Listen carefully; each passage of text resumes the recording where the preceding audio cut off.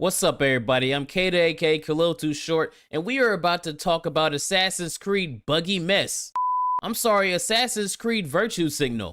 Assassin's Creed and the Misfit of Backgrabbers. Where the actual fuck did you find these voice actors? Because the voice acting in this video game, I'm not being hyperbolic when I say this, is some of the worst voice acting I've ever heard in my life for a game. Resentment can grow quietly without much warning after a storm. Mushrooms can too. We're sorry. We're sorry. And then I'm just supposed to go with that? I'm just supposed to go, oh, you're sorry. You spent almost 5 to 6 years on this video game and it's still released broken. But because you put out a fucking Twitter post and told me you're sorry, I'm supposed to just go, oh, okay, I'm sorry, multi-trillion-dollar company. I'm sorry, let me just wash your balls real quick because you fucked me in the face and didn't even ask me for consent. Yeah, okay, thank you. What? Bro, what are you talking about, man? Thomas Lockley lying about Yasuke's past as if it was fact when he made up almost every single thing about Yasuke's life. And then when he got called out about it, he ran off the internet and scrubbed all his socials because the Japanese government was like, hey, this guy's a fucking liar. But all the niggas out there that was like, oh, Black Samurai, he's doing this for us. You're just gonna eat up all that drivel that this white man put out for you. Like it was fact when it was all fiction. But somehow I'm the raccoon because I'm telling you about it. The chick that they had come in about the transgenerational sex between Buddhists and their youngers, the fact that they had Chinese architecture in the video game, and during the release of this video game, they had Chinese letters on the Japanese storefront. The one-legged Tory Gate, and them delaying the game to a date that was the worst terrorist attack in Japan history, taking people's logos without permission, and then getting to the point where you have Yasuke fucking royalty in the game to where the Japanese government is like, whoa, this doesn't make any sense.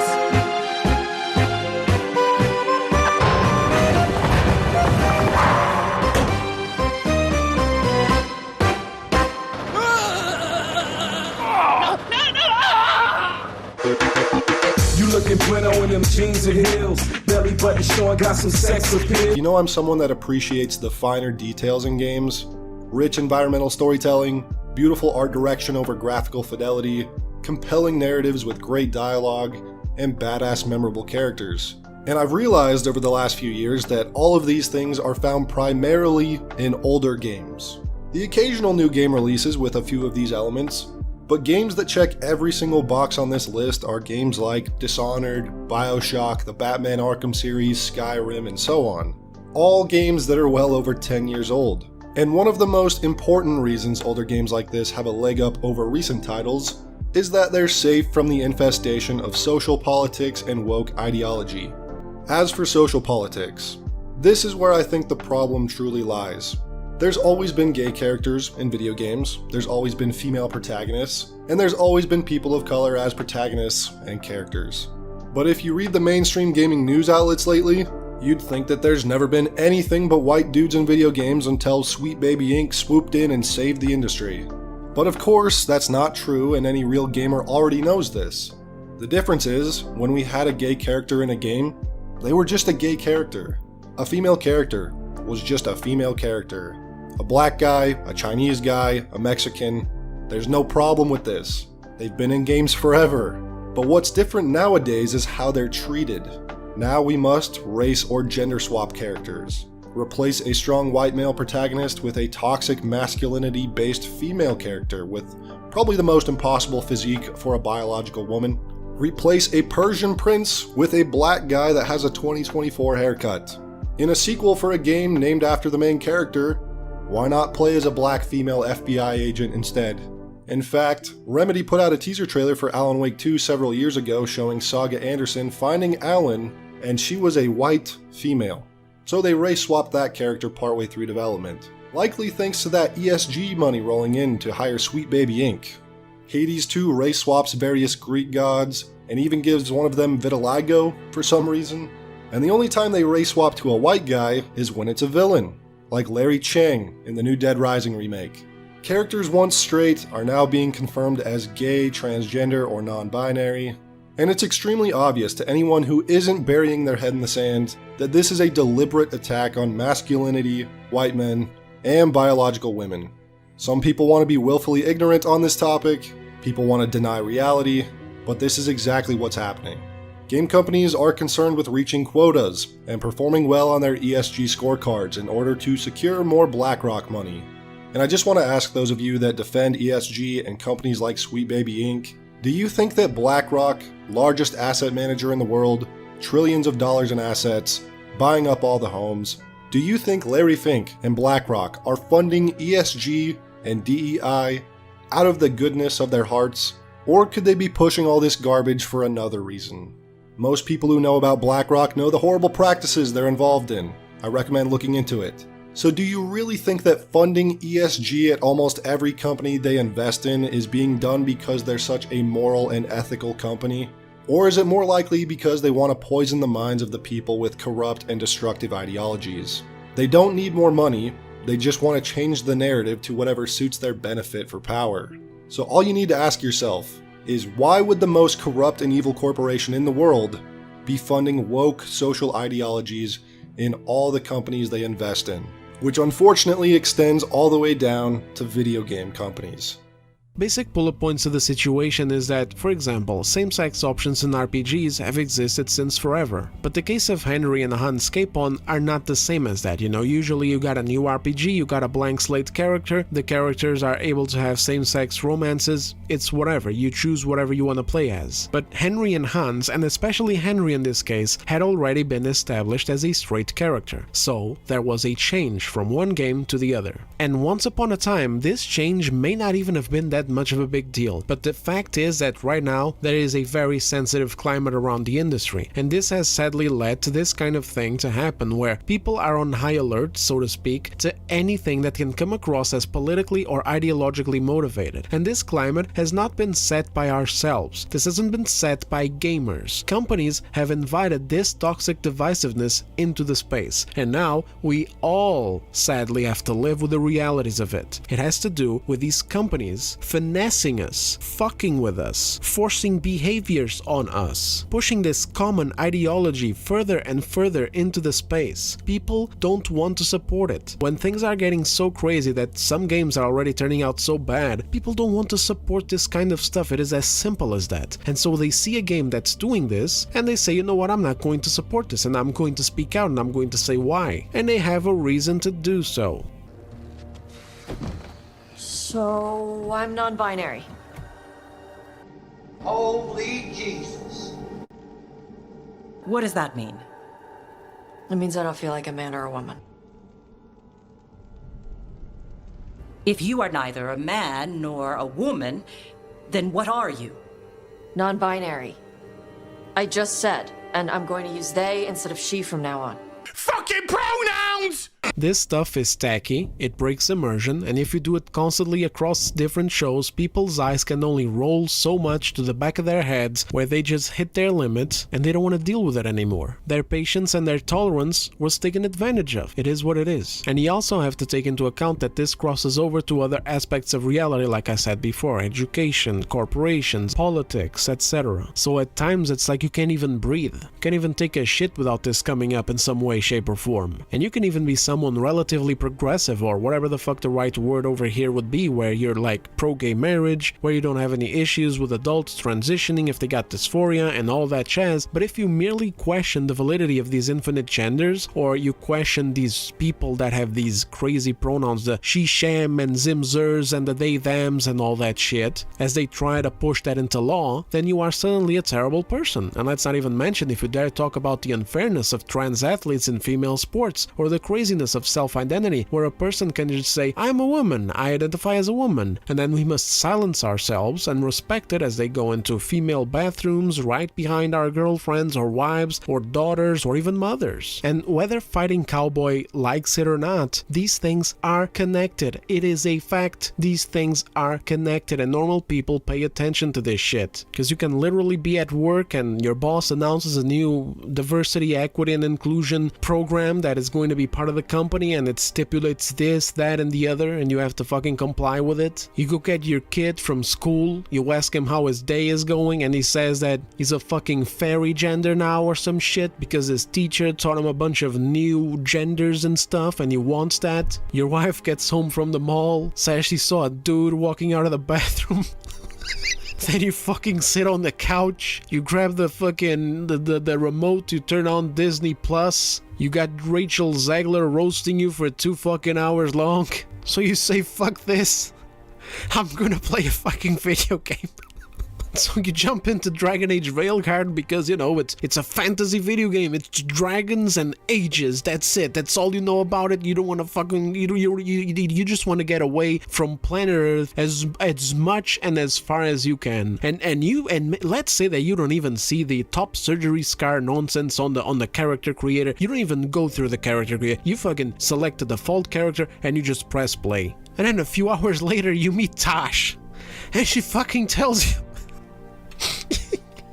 Okay, I'm sorry, I'm back. And she fucking tells you that she's non-binary, and she makes a whole song and fucking dance about women, you know, like, who wants to be a woman? Nobody likes to be a woman. All this fucking bullshit, and then you're right back in planet Earth again. How are people not supposed to notice these things when they are coupled together so overtly? And they're not even helping the people that they're supposed to help because this is a minority, and so it should be treated as a minority. By which I mean, it should be proportional to the amount of people that it represents. Doing it the way that it's being done now is going to cause radicalization. It's already causing radicalization because it's insane, it's disproportionate, and it's very forceful. It's getting in the way of how people live their lives and demonizing them for speaking about it, just speaking about it. Like, you cannot even speak about it. That's the biggest problem, because without talking about it, how are people ever going to reach a middle ground that serves everyone?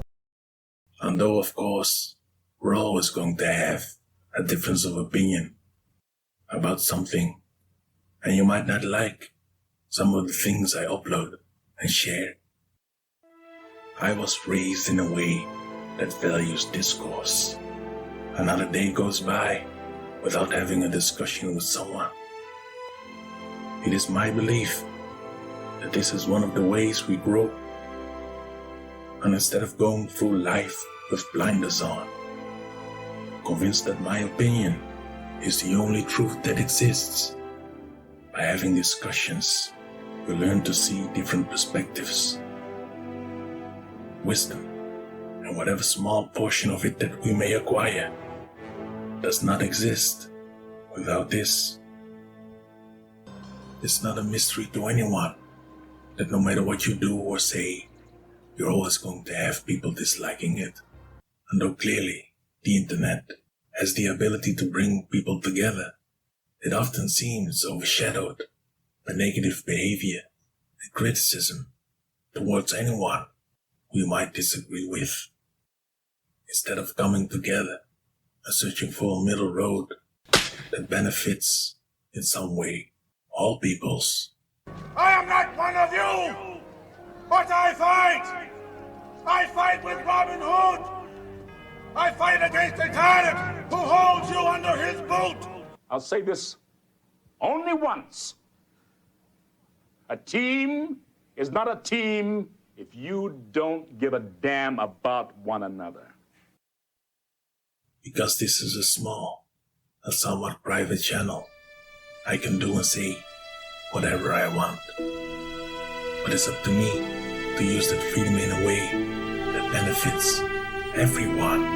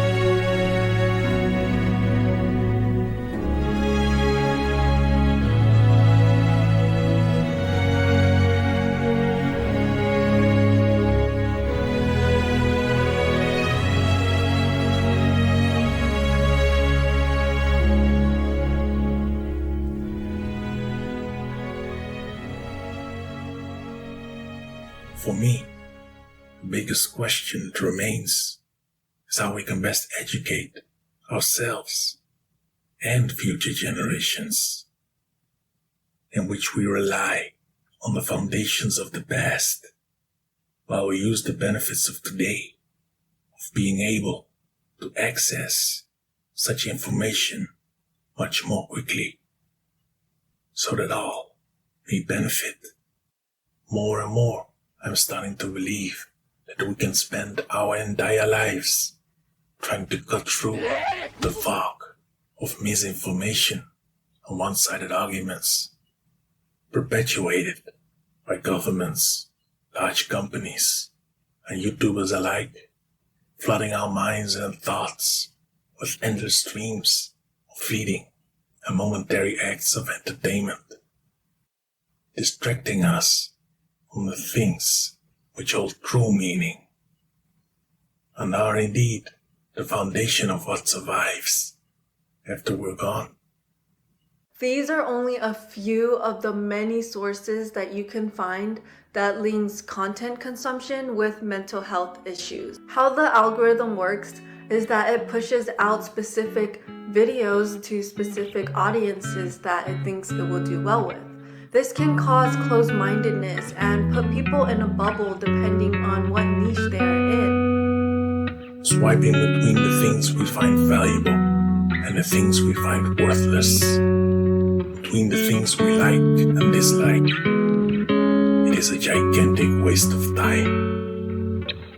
Any real change can only come from within.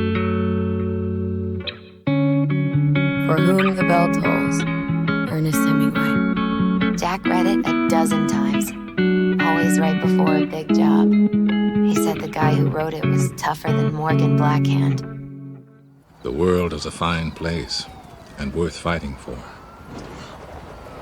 I agree with the second part.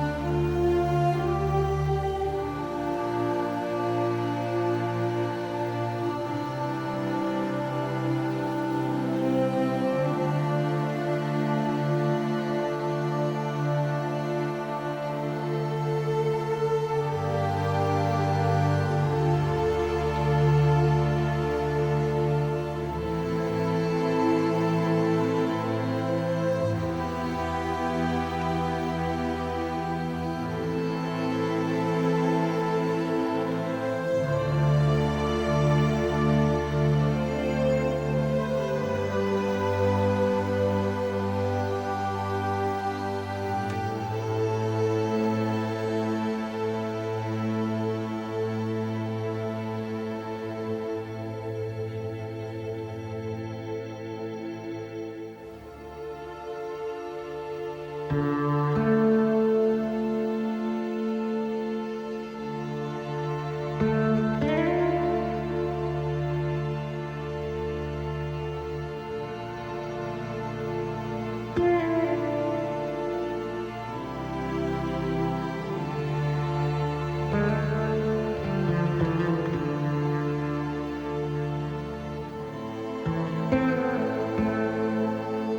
young people, don't give up. Just keep in there. Just keep fighting. Be bold, and mighty forces will come to your aid. And that sustained me through my life.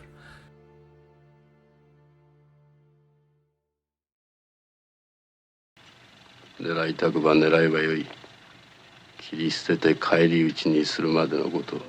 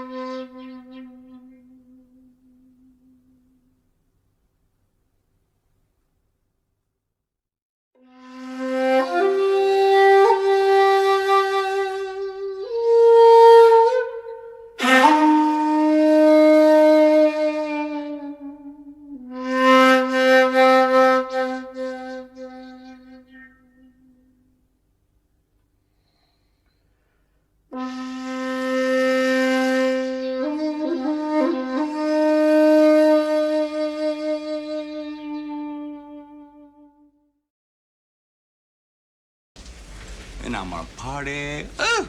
Yeah, shit. I'm gonna go to Mardi Gras. I'm gonna go to Vegas. And I'm gonna go with enough money in my hip pocket to catch them fine bitches. You know what I mean? You know, I spend almost every night of my life dreaming about this kind of shit. Dreaming? Yeah. Dreaming. That's bullshit. You're not gonna do nothing like that. I'll tell you what you're gonna do. You're gonna get a job. That's what you're gonna do. You're gonna get a little job, some job a convict can get. Like scraping off trays in the cafeteria or cleaning out toilets. And you're gonna hold on to that job like gold. Because it is gold. Let me tell you, Jack, that is gold. You listening to me? And when that man walks in at the end of the day, and he comes to see how you done, you ain't gonna look in his eyes. You're gonna look at the floor. Because you don't want to see that fear in his eyes when you jump up and grab his face and slam him to the floor and make him scream and cry for his life. So you look right at the floor, Jack. Pay attention to what I'm saying, motherfucker. And then he's gonna look around the room, see how you done. He's gonna say, oh, you missed a little spot over there. Geez, you didn't get this one here. What about this little bitty spot? And you're gonna suck all that paint inside you, and you're gonna clean that spot. And you're gonna clean that spot until you get that shining clean. And on Friday, you pick up your paycheck. And if you could do that, you could be president of Chase Manhattan Corporations. If you could do that. Not me, man. I wouldn't do that kind of shit. I'd rather be in fucking jail. More's the pity, youngster. More's the pity. Could you do that kind of shit? I wish I could.